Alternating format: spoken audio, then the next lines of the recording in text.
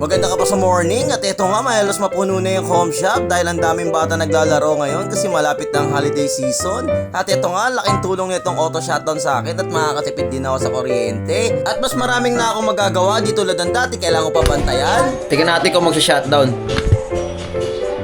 At madidetect ni system kapag walang gumagalaw within 1 minute o mag-auto shutdown siya at mamamatay na yung CPU. Napakaangas nito at laking tulong nito dahil makakatipid talaga ako. At sa mga gustong magpakabit dyan sa mga com shop na kailangan nyo itong auto shutdown at para hindi nyo nabantayan, i-PM nyo lang po ako for the price at kami po ang magsaservice sa inyo. Sobrang high-tech na talaga ng technology ngayon. Dapat talaga ma-search ka kay Google. Para lang yung jowa mo, di ba? Sa IG nagchat-chat. Oh my goodness, charot! At ang nagpakilala nga pala sa akin itong auto shutdown is si Boss Dennis. Maraming salamat sa iyo, Boss Dennis. Napakaangas mo talaga. At naglinis na nga ako rito ng motor kasi nga hindi ko na kailangan bantayan yung com shop. At pumupunta na lang ako sa com shop pag mayroong nagpapabarya. Kapag nakaipon-ipon ako ng malaki, bibili na rin ako ng coin changer. Kaso ngayon, di ko pa kaya talaga bumili ng coin changer kasi sobrang mahal niya.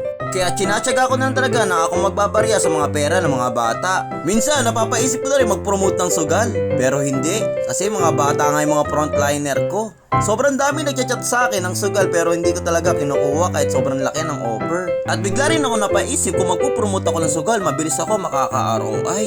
Kaso nga lang, hindi ko talaga kinuha kasi nga hindi na kaya ng konsensya ko. Oo, dati nag-promote ako ng sugal pero tinigil ko rin. Sobrang lalaki ng offer nila at nakakalula. Talaga pag tinitignan ko talaga mabilis ako makakabawi sa pinuhunan ko sa com shop. Pero hindi talaga kaya na ng konsensya ko kasi nga marami nasisirang buhay ng tao. Kaya ang ginagawa ko na lang talaga sinisipagan ko lang sa Facebook para makasahod.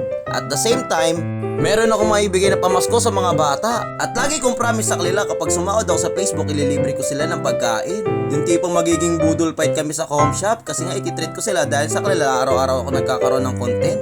At maraming salamat po pala sa lahat na nag-share, like, and comment ng aking video. Maraming salamat po. Hanggang sa muli, paalam!